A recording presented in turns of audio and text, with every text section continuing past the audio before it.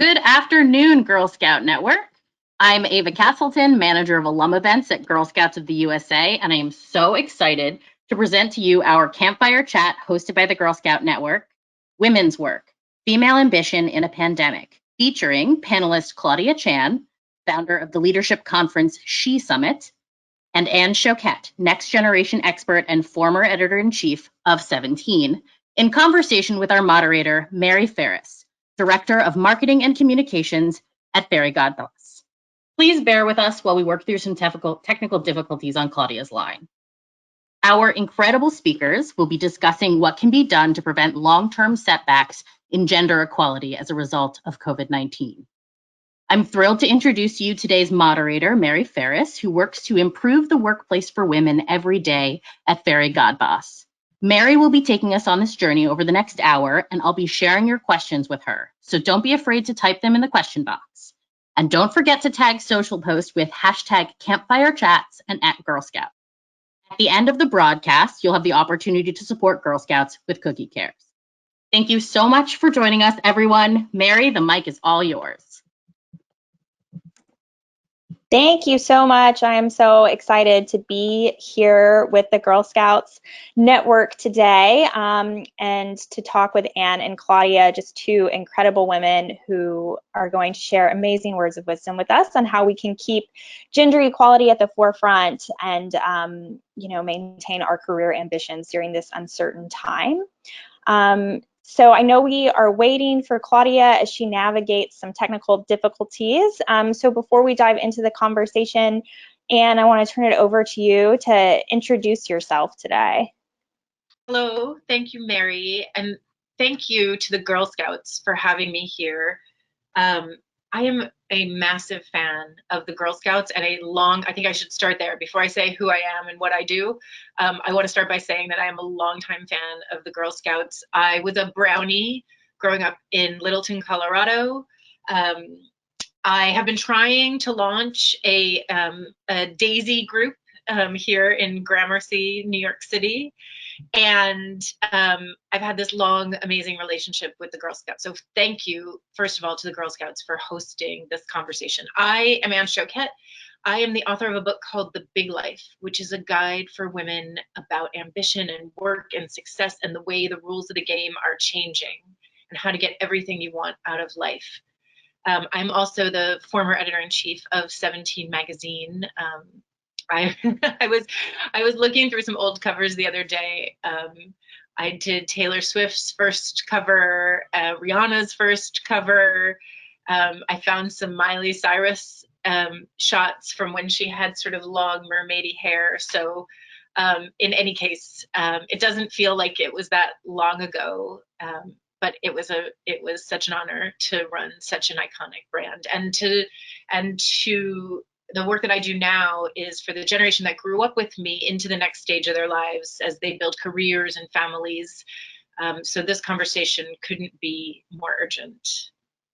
I see we've still lost Claudia. I can just say that I have known Claudia I'll just pipe in Claudia and sing your praises for a second. I've known Claudia for maybe 15 years. I was the speaker at one of the very, very first S.H.E Summits. And it has been such a privilege to be a part of her circle. When Claudia talks about supporting other women, she means it. She puts her money where her mouth is. She has created a phenomenal movement with S.H.E Summit. And she has a real insight, if we can get her back, she has a real insight into how companies are addressing what are some of the systemic changes that we need to make to address some of the challenges we're facing. Anyway, I hope Claudia gets on here, so otherwise I'll have to I'll have to pipe in for her too. Yes, and I echo her praises, and having gotten to know her through my work at Fairygodboss, she is such a force to be reckoned with and really leading the way, especially with companies on how we can create those changes. So let's just go ahead and dive right in. You know, pandemics can rock families' financial stability. They're creating childcare chaos. And I think that we're finding that women are finding themselves needing to be more flexible than ever, whether they're spending time taking care of kids at home or taking on additional responsibilities at work because of either hiring freezes, layoffs, furloughs, etc. And so it can seem a really stressful time. And in some ways, upward mobility for women when it comes to their careers can seem really far off or non-existent. So, Anne, what do you think are some of the things we can do to prevent long-term setbacks in gender equality right now?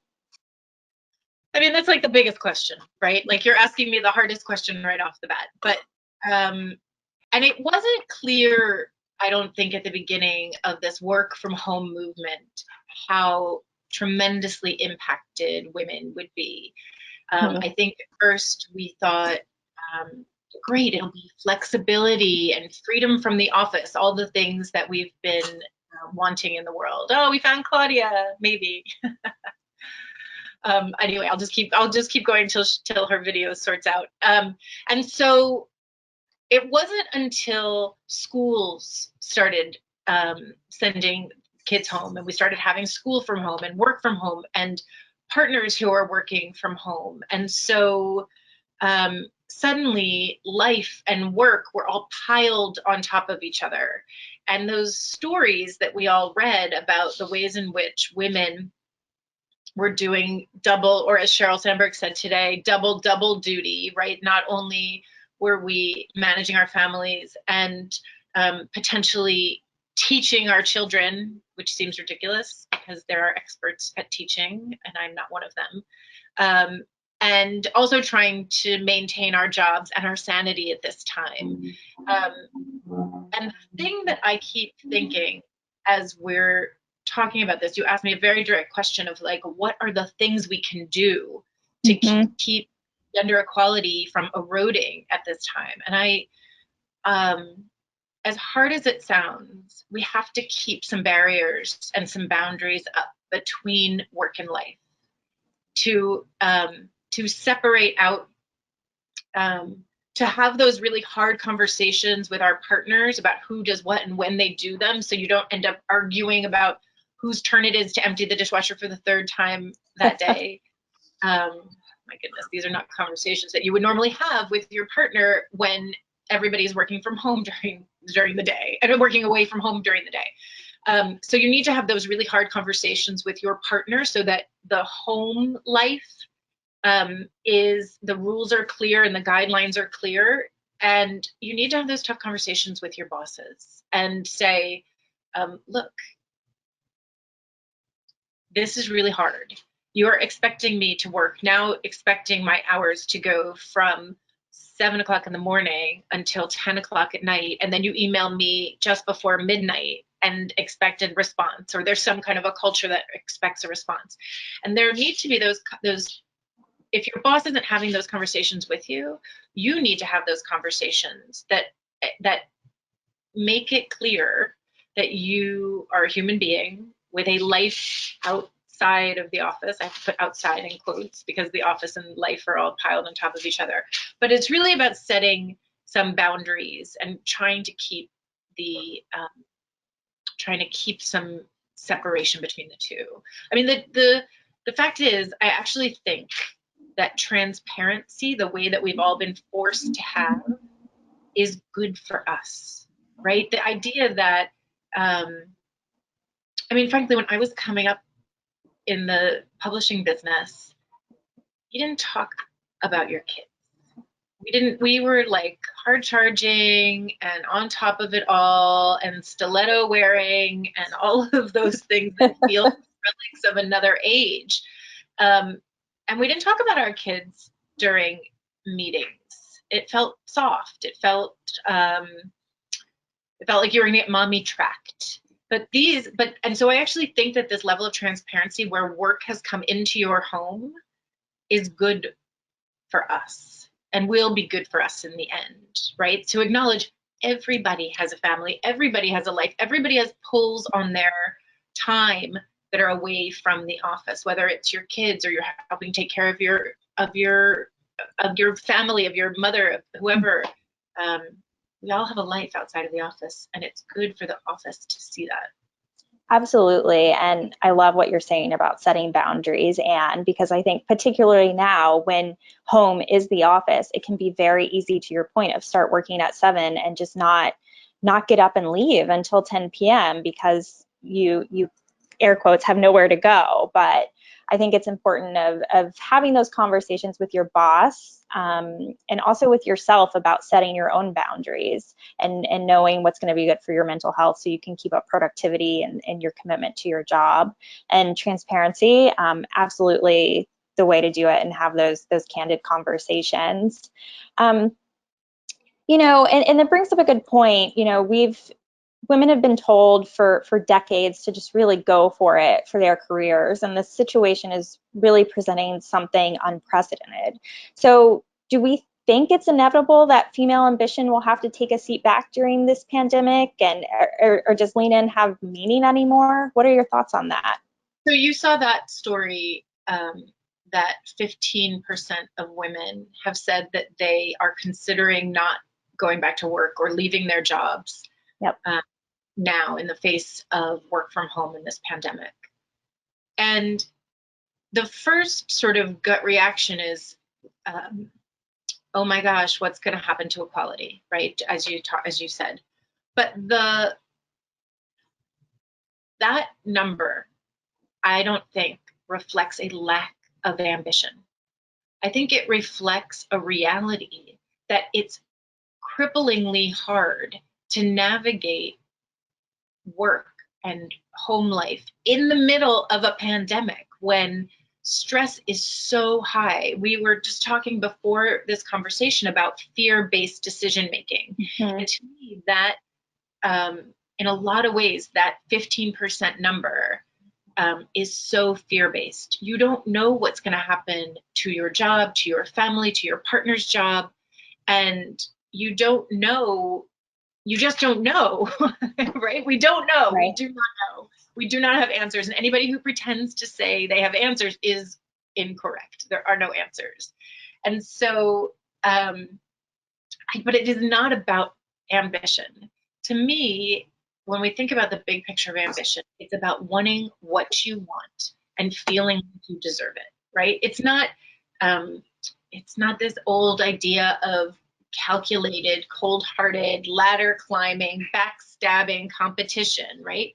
It's about wanting to do something big in the world and knowing that you can do it. And even if circumstances are not allowing you to fulfill those dreams, it doesn't make you less ambitious. I think we might have Claudia. Yes. Welcome, Claudia.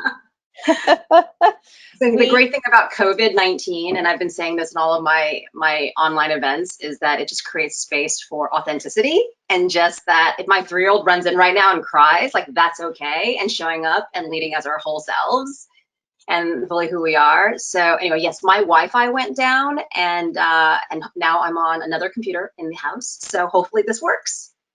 Yes. Well, welcome. We are so glad you are up and connected, and totally agree about the authenticity. I like to joke that, rules don't matter anymore in the time of COVID, so anything goes. And people are understanding, which is amazing. So Claudia, we were just chatting about women's career ambitions, and if we think they will have to take a back seat during this pandemic. And so just diving right in, and a question for you, you teach women to be empowered leaders, and, the data is showing that women during this pandemic are having to take on more caregiving responsibilities, whether that's, being teacher for their children, more active role in managing the house than before, sometimes having to reduce their work hours, or even being laid off. And so we're told, you know, for decades to be empowered leaders as women. Do you think this is still a viable option for us right now? Absolutely. And if anything, one of the things that we're doing in the She Summit community and in my How We Rise leadership trainings is really that, to really look at this opportunity and this time of obstacles and how do we turn these obstacles into opportunities, and really focusing, that yes, like the world is almost being reset right now and workplaces, but to look at the silver lining of it, and instead of looking at it as something necessarily that's really negative, but as a period of innovation for leadership, for how work is done, for how we live and lead. And if anything, one of the things that we teach a lot is what I call whole life leadership, and that we need to start treating our whole lives as the organizations we are leading. And we need a new definition of leadership, because really, if you think about, like being successful and, women's careers and ambitions and getting ahead in the workplace and professionally, all of that has really been in a structure that has been, that really traditionally was designed for men, right? Like the workplace and, institutions and governments and companies were really designed for a breadwinning spouse, typically a male, and then, a domestic caregiver parent at home, a female. And that's really what, all of our structures were designed that way. And so this is actually a time for us to, we need a gender balanced definition of leadership, both at work and at home. And if anything, this is an opportunity for women to actually lead their mindsets well.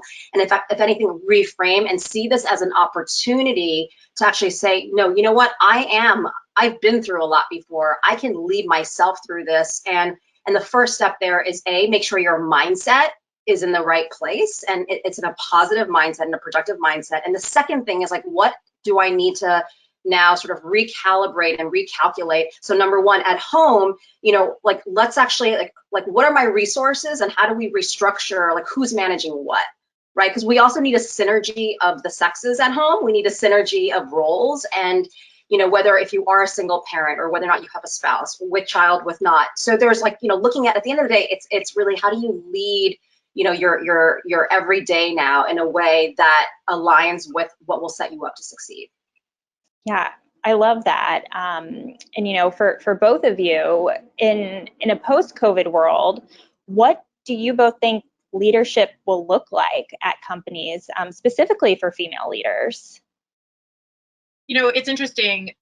I think there's been this complicated dance that female leaders have had to navigate about the expectations that they will be tender and caring, and yet the numbers, we have to be bottom line oriented in order to succeed. And it's really a tricky bind, I think, for a lot of female leaders. But I actually think that COVID has shown that we all need all of our leaders to be empathetic and to be tender and to be caring and to put employees first, and that the skills that are traditionally female skills, I have to say female in quotes, right? Because clearly just not the case, right? But the idea is that female leaders should be empathetic. We want all of our leaders to be empathetic. And I think in a post-COVID world, there will be, just like Claudia said, a lot more authenticity, a lot more freedom, but I also think a greater understanding of our stakeholders.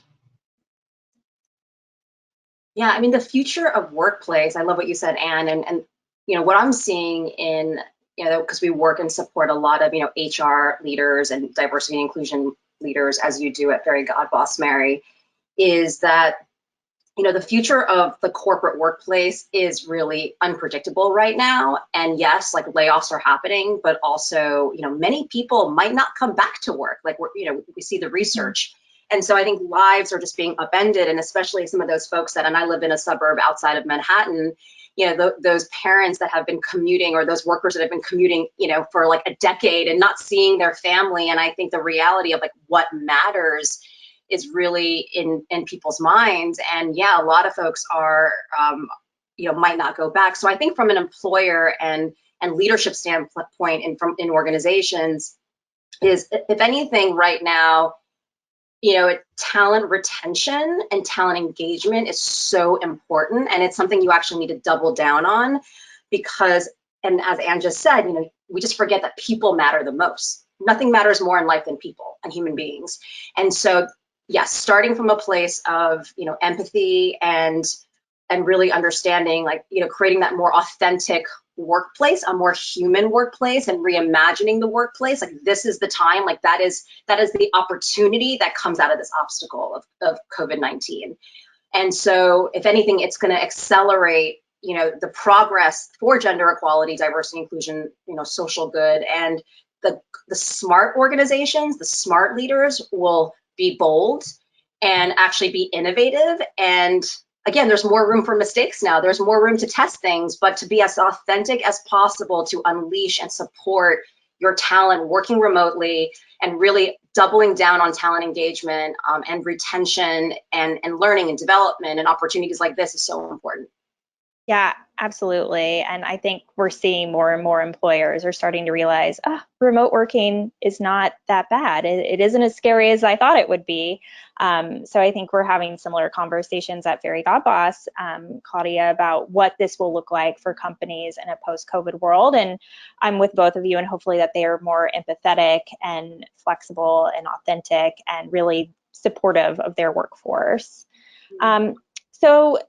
One of our attendees has brought up a really good point that I want us to touch on, because I think we can be guilty of looking at women's ambition just for those of us who are privileged enough to be able to work from home. But what about some of those essential workers who are out there on the front lines, either as medical professionals, grocery store clerks? What advice do you have for them in terms of managing their home responsibilities with the pressure and stress of being on the front line every day? I mean, I think we all have to be kind to ourselves and recognize that we are going through this unprecedented moment of change, and that nothing is going to be normal or feel normal, and that nobody knows where we're going to end up on the other side. And I am so grateful for those frontline essential workers. And there, you have to believe. You just have to. I feel like what I want to say is hold on. Just hold on. Please just make it through. Do not worry about trying to do it all, or navigating, or being a super mom, a superhero, right? Just do what just hang on. That is my message. Yeah, I think that my answer and response would probably be twofold: one for the workers, and also one for all of us who are privileged and not in those situations. But for those that are on the front lines and, delivering goods or in grocery stores and hospitals, is that, number one, you have to pay the bills, right? And this is your work. Especially my doctor friends are no matter how privileged they are, they're I'm showing up. I'm a doctor. I'm going to work every single day. And yes, they are risking their lives. And I think, again, it's all about reframe. Because no matter what, you need to lead that role. You need to continue to provide for your family. And I mean, obviously for some people, if they have the opportunity, to step out or quit or step back, obviously that's an opportunity for those. But for those that are in it and have to be in it, I would say it's all about reframing your mindset, and that you are our new generation right now of superheroes. You are the change agents. You are, the people that we read about, changing the world, and the MLKs, and, you are saving lives. You are providing for humanity right now. So number one, and I think we're seeing on social media, we're seeing the love, we're seeing from leaders, you are getting recognized like you've never been before on a national, global level. And I think just knowing that, just knowing and understanding and seeing the impact, the influence that you are making in people's families and lives by putting yourself out there. I know even just in my work, oftentimes it's, we just wonder, because impact is so invisible, right? For all of us and your movement is millennial women, Fairygodboss, your movement is, helping women find the right, workplaces to align, with their needs as women. And so, I think that oftentimes I feel like, what is my impact, right? And so just knowing that you are impacting millions of people's lives, you know, in aggregation, and just honoring yourself. So I think that that's number one. And for those of us who are privileged to not be in those frontline roles, I would just say that, you know, do whatever we can to give back to that community. You know, if whatever local town that you're in, you know, if there's something that you could do to support that local grocery store or drop things off at the hospital. My friend Evie just launched her book Bulletproof, and like her and her husband have been dropping off like Dunkin' Donuts to every single police station, you know, across like you know, in Manhattan.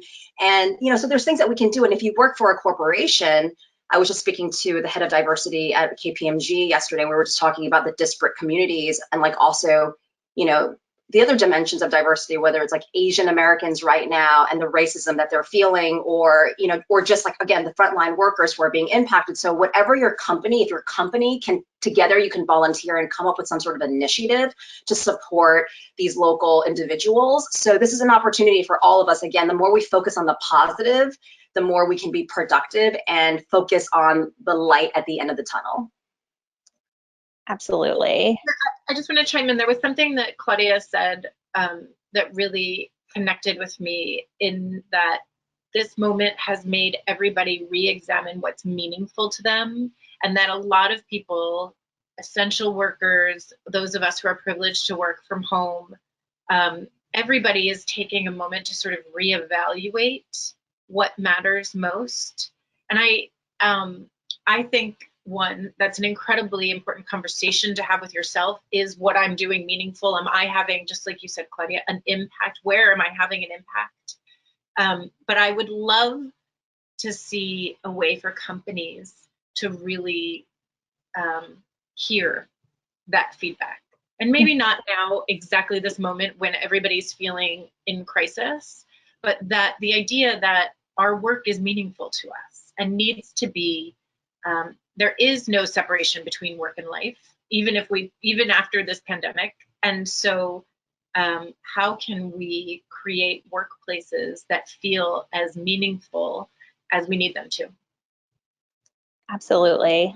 We recently at Fairygodboss had a conversation with Barbara Humpton, who's the CEO of Siemens USA. And the thing that she said that really resonated with me is making sure you're finding joy in your work. And I think that's absolutely to your point, Anne and Claudia, about making sure you're having meaning in your work, especially during this stressful time. So kind of in the same vein, and Anne, you touched on the survey a little bit earlier. So Syndio found that 14% of working women surveyed are considering quitting their job simply because of increased responsibilities as a result of the pandemic. And 11% of men also reported thinking about quitting. And this is all despite the high unemployment rate we're seeing and the financial downturn.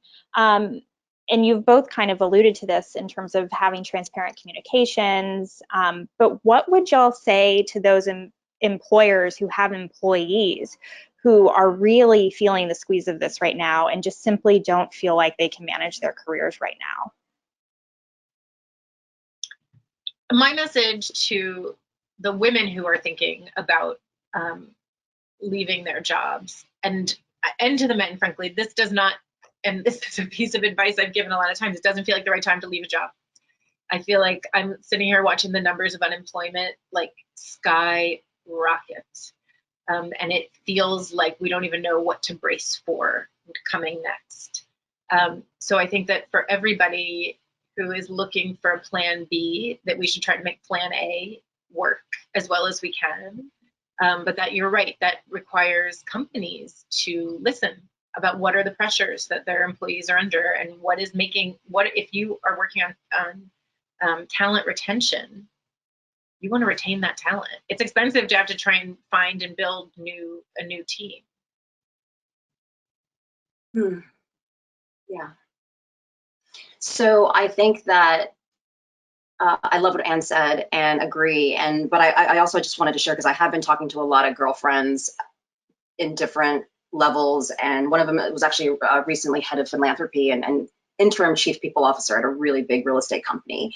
But that everything in philanthropy and diversity is actually being furloughed right now, which is also really interesting, right? We're seeing the companies that are truly invested in women and diversity, like doubling down and actually prioritizing diversity and inclusion and that employee engagement.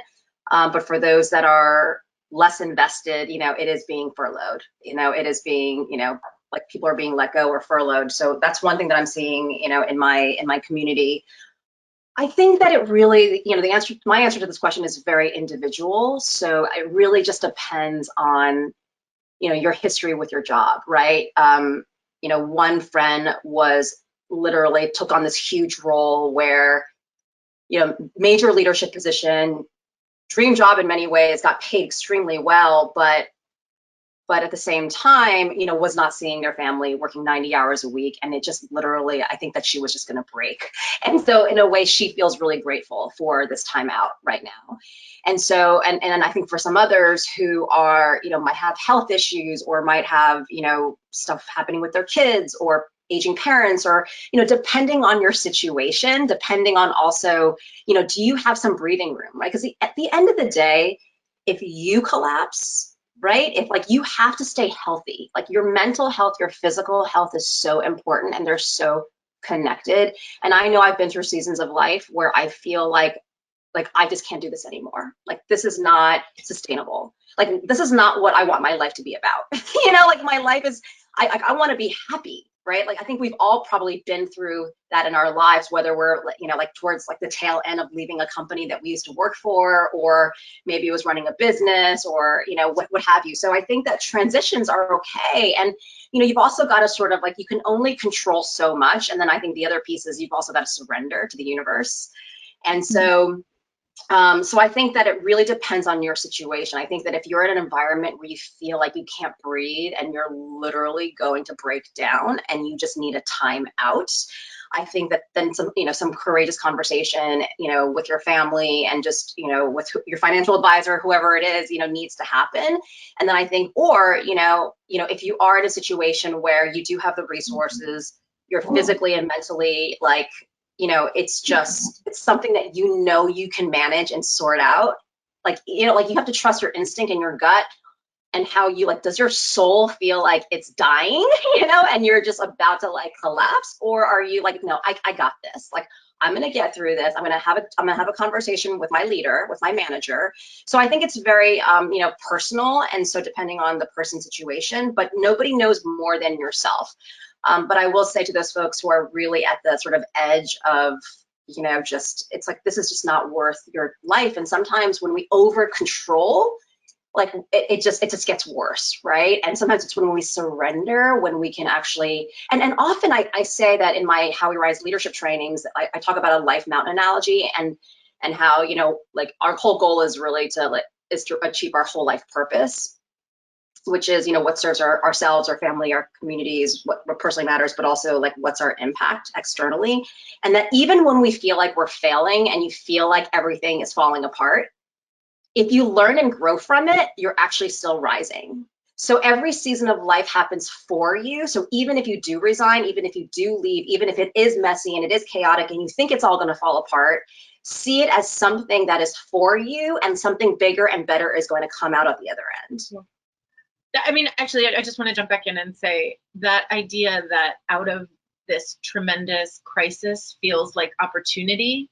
The whole rise of female entrepreneurship came out of the recession, right? The 2009, 2010 years where nobody could find a job, people were getting laid off left, right, and center. A whole bunch of women thought, well, that's okay. I'm just going to build it myself. I'm going to build what I see needs to be built in the world. And so I do have faith that even though we are going through a really complicated time, that we will come out on the other side with some new possibility and change and opportunity and innovation and energy. And you're right, Claudia, that sometimes when you surrender and let go of what you think you're holding on to, what you think is holding you down, you make room to even think about those possibilities. I love that. And when you look back at your life, Anna, knowing you for so many years, and like I know my first era was running Shekis, right? Like it was like the heyday of the 2000s, like Daily Candy, Sex in the City, and like Shekis was my life. I ran it from 25 to 35 years old, and we did these girls' night out shopping parties around the country, and built this multi-million-dollar business by the time I was like 30. And so, but it hit a point where it was just not. It was killing my soul. And like my business partner and I had an unhealthy relationship, and it was like, I felt like I had this material success, but I lacked purpose and meaning. And I was just like in a toxic, I didn't like who I was becoming in that, towards the end of that journey, that decade journey. And so looking back at 45 now, when I left that company at 35, there's always pivotal milestones of your life. And I would say, like, even looking back for all of our lives, if every single one of us just reflected on our history, on our past, there's probably like 2-3 things, pivotal things that happened, right, that set your life on a new trajectory towards your destiny, towards like who you're meant to become and what you're meant to be doing on this planet. So, and I think for Anne, I remember meeting you when you were editor-in-chief at 17. Yeah. And you were there for so long, you literally built that magazine. And then I could sense that like stuff was going on. And then I found out you were leaving and then writing your book. And so like that was a birth, right, of all this incredible, extraordinary next level of your life. But when you're going through that process of like, okay, do I really break down to break through to the next level? It's hard. And it's so, you almost just feel like a failure and you feel like a mess in it. But just keep that outside in perspective, and that something good is going to come out of it. And it's really your destiny. You got to trust, you got to trust what you feel. I love that. Yeah, I love that. And I love your advice about just surrendering, because I think women especially will want to control everything around them and very schedule and process driven. And sometimes that just adds more stress to already stressful situations. So really great words to hear from both of you.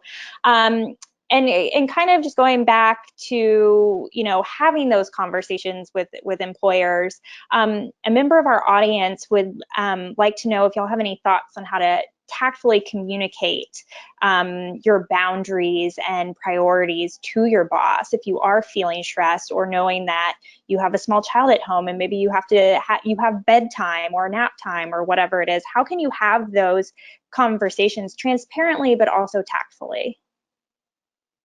I was going to say, it's so interesting because I literally was just, because we've been doing these She Summit community calls, and Michelle Meyer-Ship, who's the Chief Diversity Officer of KPMG, was just sharing a story about how it's really important to be thoughtful about your colleagues and team members and all of their different situations at home, and really check your biases, check your blind spots, because the whole theme was around how do we create inclusive virtual working culture.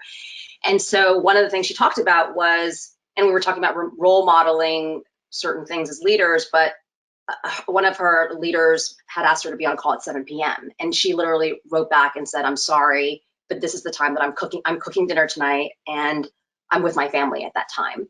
And her leader ended up responding and saying that, I actually really want to thank you for saying that, because I didn't even think about it. Like, I'm just in my work zone and productivity zone, and I didn't even think about, and also even observing like any religious, practices, or if you're, depending on, what religion you are, and, just again, thinking about that everybody has a different context. But from the employee standpoint, I would say that this is the time to actually be courageous.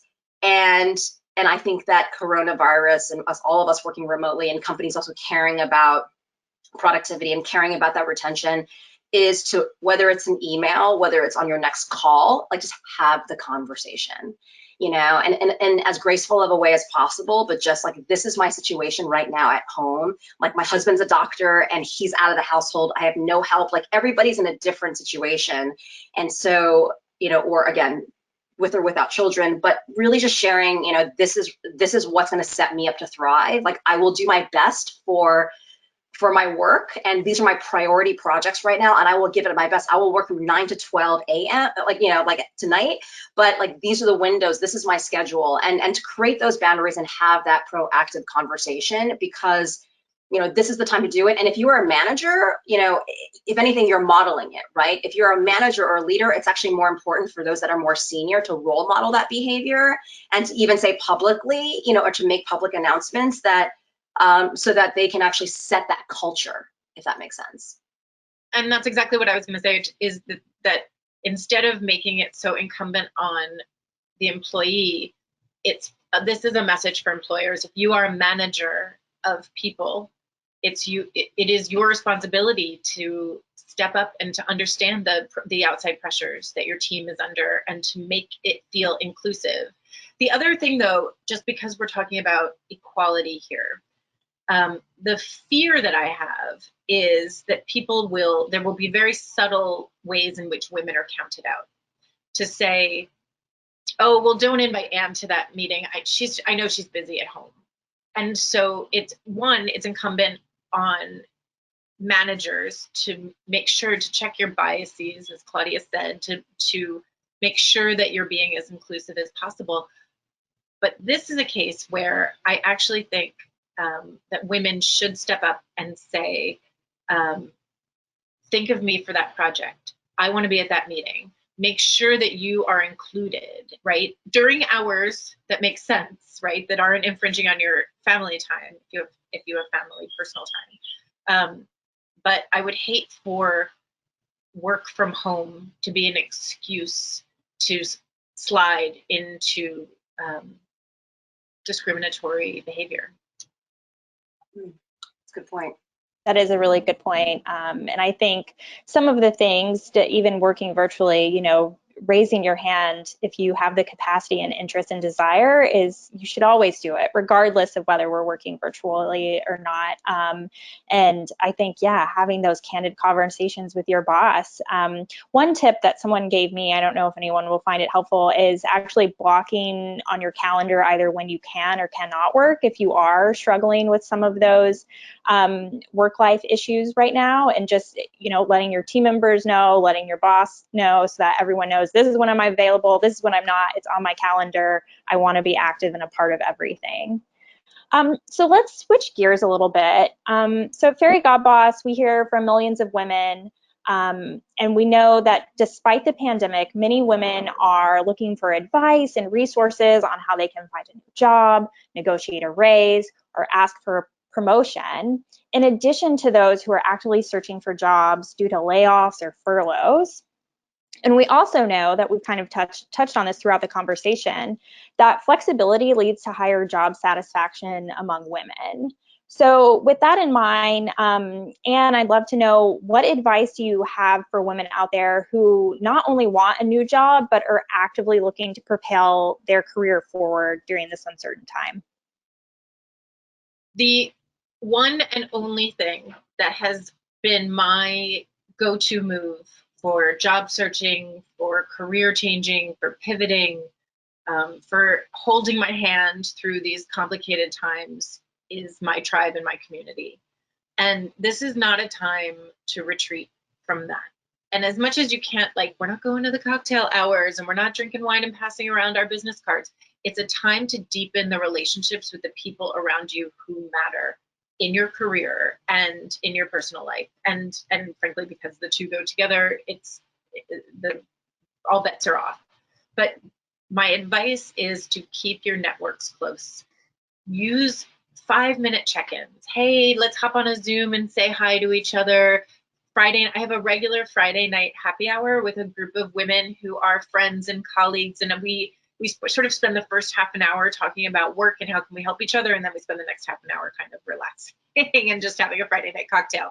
But those women in your life are crucial to your success, to keeping new ideas coming into your head, to keeping you buoyed, to keeping you connected to the industry. And so in every single way, my advice is to reach out to your community and your tribe and lean on them.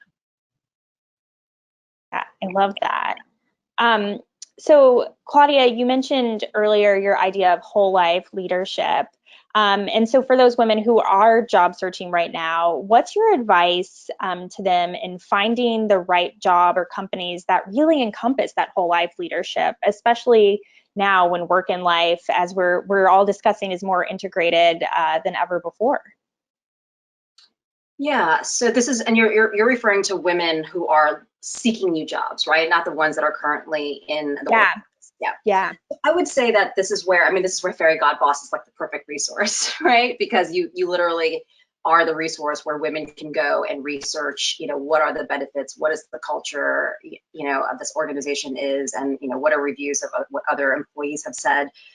So congratulations on building, and Romy and everyone over there are building such a great platform. But I would say that this is an opportunity to definitely, you have the space and the time to really think about, what matters the most to you in the next season or level or phase of your career, and to really do your research, and to really, and as Anne said, community. So networking and speaking to as many people as possible, to sort of learn about different organizations and opportunities out there. It is definitely the research and using platforms like a Fairygodboss. I know at S.H.E Summit, we're actually going to be announcing our S.H.E Summit conference as a virtual conference this November for our 9th annual, but also rolling out with monthly community. So there's a lot of networks that are focused on female ambition, female network, Girl Scouts, of course, being like the holy grail, right, for women in their careers and leadership. So I think that, plugging into these networks, is huge, like the Fairygodbosses, the S.H.E Summits, the Girl Scouts, right? And then networking and finding new tribes and developing your tribe, and then doing the research, learning about different companies. I think this is a time, like, don't binge on Netflix right now. This is a time to binge on your growth, binge on your learning, binge on your community. I say there's 3 sort of key aspects to rising in our leadership. One is it's basically connect, educate, activate. So we should always be editing and expanding and curating our community and our connections. We should always be expanding ourselves to new education and learning new things, and then taking action.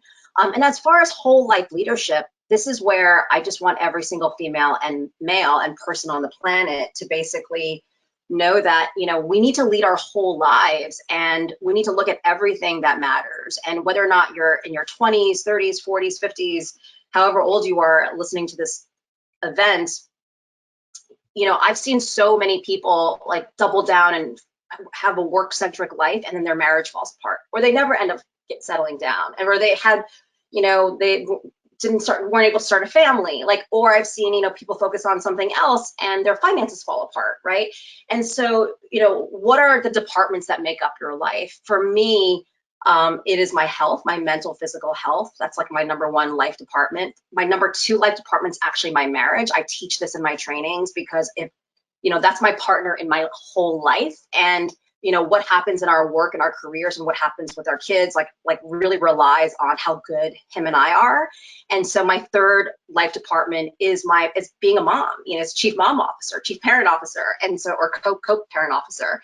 And my 4th is my career and my social impact. So that's just an example of my life departments. And so what I teach is that, as we think about, at the end of the day, I know we all need to work and get paid so we can survive and live and all of that, but it's really important that we start with what matters the most. And when you really step back and say, okay, I need to be in an environment where I can be healthy, and around good people that is mission driven, or what matters to you, whether or not you're in a relationship, or, what are those things that matter the most, so that when you're out there searching for the next job, and I call that in my modules, I call that the vehicle, because your work is your vehicle, can be your vehicle to achieve your whole life purpose, right? Because it serves your impact, and it's what you exercise. If you're a skill, if you're a writer, if you're a producer, if you're a marketer, right? It's that vehicle that you're exercising your genius and your skills. It's your mission, it's your purpose, it's what pays the bills. So your career is your vehicle for achieving your whole life purpose and what matters the most. But really start with defining what matters most to you, and then your vehicle that you're going to research and find through, digital online researching, through networks like Girl Scouts and, Fairygodboss and S.H.E Summit, et cetera, and through networking, right? You're sort of clear as to what you want. And so I don't think our young people are taught that. I wasn't taught that. And I think that's why it's so important that women today, we need to redefine leadership. To really be whole life, whole self driven, so that we can not only can we thrive, but the communities around us can thrive. And we need that more gender traits balanced definition of leadership, because women make up half the world. And honestly, we've been living under a definition of success and leadership that has not been sustainable. And I truly believe that God in the universe is like resetting humanity, like through COVID-19. So just had to add that spiritual bit there because I'm very spiritual. So I love that. So I want to remind everyone, if you have questions, we're going to dive into audience Q&A in a few minutes. But before we do, I have one question for you both. So we've all seen some of the negative data, right, affecting women's careers as a result of COVID-19. But I would like to end on something a little bit more positive before audience Q&A. What do you both think would be one big positive silver lining that you're hoping to come to modern workplaces as a result of this pandemic? Anne, we'll start with you. This idea that we've talked about for a long time of bringing your whole self to work, well, now work is bringing itself to your whole self.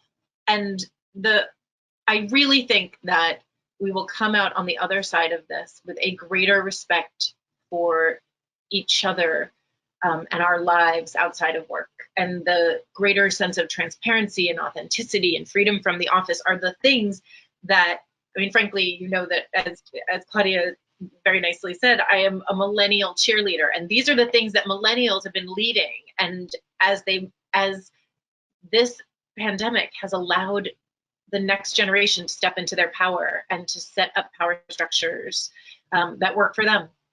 Freedom, transparency, authenticity, diversity, that we will have a greater opportunity for more people to have a seat at the table. That is what I hope comes out on the other side.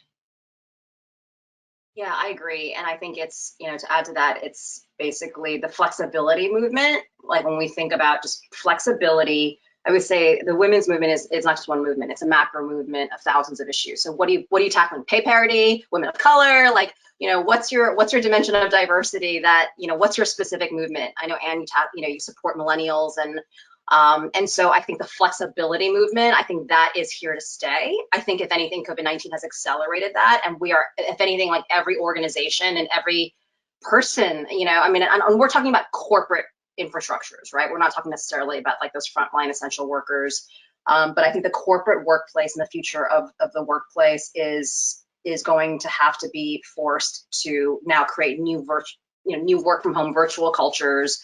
And I think that, again, it's also, it's just not that we're going to go 100% to that extreme, like when things do get back to normal, but companies are seeing that you can have extreme productivity, with your people working from home. And my friend who's been commuting gets up at 4 o'clock in the morning every morning to go to her corporate job in the city. She's like, there's no reason.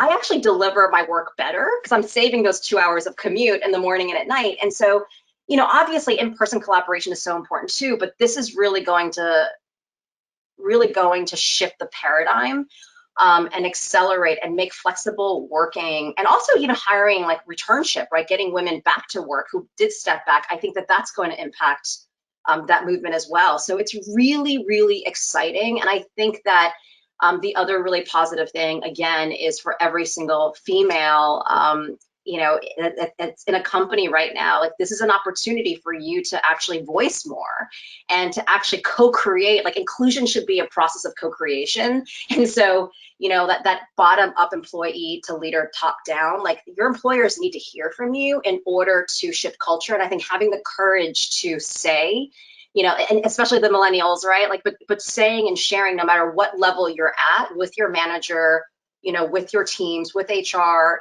what you feel would be better for its culture, just given all this new reality. I think that actually works for your career. So have the courage. Don't be the sheep that just sort of sits back and waits for everybody else to call out the changes and make recommendations. Be a leader of that conversation. Use your voice, because you can then shape, like you can lead change from where you are, right? Leadership does not mean a big title. It means leading change from where you are. And so this is an opportunity for all of us to co-innovate, co-create, and really define what the reimagined future of work is going to be. I love that and couldn't agree with both of you more. And it's a terrific segue into one of our first questions. So a member of our audience says, people who have disabilities, medical, physical, etc., can actually benefit from working virtually at home. What steps can companies take to be more inclusive of this community? How can we create virtual jobs for people who have traditionally been left out? So important. I 100%, I'm so happy that that person is taking the positive, right, of seeing the opportunity and the possibilities. I would love to see more companies, when they talk about diversity and inclusion, talk about disabled workers as well. I think that that's a really important constituency that we just haven't given enough to.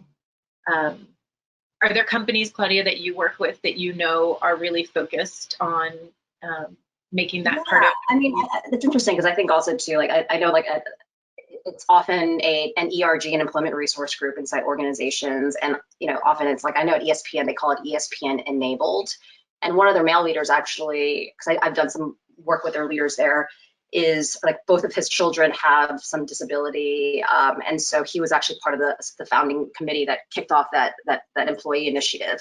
So I do, I think that, and mental health too, and oftentimes like when we think disability, there's all the stigma that it's something that's so obviously a physical disability, but it could be somebody that's struggling with anxiety, depression. It could be, somebody that has a chronic illness that is not visible, right? But that they suffer with every single day. And so I think it's just up to all of us, whether you're, an employee, a leader, wherever you are in the food chain, is, just know that this is why being an inclusive leader, really inclusive person really matters, and just really trying to pay attention to like anybody that you engage with, anybody that you work with, to know that they come from different circumstances and they're in different situations, and to actually, I think, just create the space for those folks to belong, and, check your blind spots, check your biases. I think every single person can participate in that. And then I think, yes, ability, disability, I think it's absolutely something that should be prioritized across every other dimension of diversity. Oftentimes, it's not just about women, right? It's so many other dimensions. Yeah. Absolutely. So our next question that I think I would argue people experience at some point in their career. So from a member of our audience, I have an impressive resume, having a career for 15 years in education and nonprofit, but I'm not sure I want to go back to it. It's a dead end right now. How do I make my resume stand out while not looking too amazing for jobs I'm overqualified for, that I honestly just want to explore because I need a break from my career and want to focus my energy on my family? Mary, I feel like that's a question for you. You are the resume expert. That's right. But I do love that this woman is thinking about the future, right? What's a dead end? What are new opportunities? And I think that the more we can open our eyes to possibilities, the better off we are all going to be. It's just to come from a place of abundance rather than feeling like I'm stuck in a dead end industry. Is such an important first step. But I actually want to hear your advice, Mary, about what she should do for her resume. Yeah, so I will touch on it quickly, knowing we're getting close to time, but I would recommend we all have transferable skills. So looking at the skills that you've developed at your nonprofit, and then just reframing them for whatever industry you want to explore, and showing how your previous experience directly relates to the new job, role, industry that you're interested in dipping your toes in. And I definitely think that's something we've all gone through, of like, I don't need to be the boss. I just want to see if I like this job. So love that you're exploring that. We are unfortunately almost at time, so I am going to turn it back over to Ava with any closing remarks from the Girl Scouts. This has been such a fabulous conversation. Anne and Claudia, you're both so inspiring and offer such great insight, and I was just so pleased to be with all of you today. Thank you so much. This was so much fun. I wish we could talk for hours. And Anne, I want to be invited to your Friday cocktail happy hour virtually. Done. Thank you so much, everyone. It was great to see you. And thank you, everyone, for inviting the Girl Scout Network into your homes. We're hosting a wide variety of campfire chats, So be sure to stay up to date with our offerings or catch up on past events on girlscouts.org/campfire chats. Tune in on Friday to Self-Care for Overachievers, where women and work expert Joan Kuhl will be giving the Girl Scout Network actionable recommendations on how to prevent burnout. Speaking of self-care, one more fun piece of news to share before signing off is, of course, about Girl Scout cookies. Girl Scout Cookies Girl Scouts Cookie Care allows you to buy boxes online and have them shipped safely to your home. You can also donate them directly to first responders on the front lines of COVID-19. The link has been posted in the chat log and will also be included in the follow-up email to today's event. Your generosity will also help the 1.7 million Girl Scouts depending on the cookie program to fund life-changing girl-led programs, experiences, and learnings. Thank you for joining us this afternoon, and we look forward to welcoming you back at our next event. Thank you. Thank you to everyone. Bye.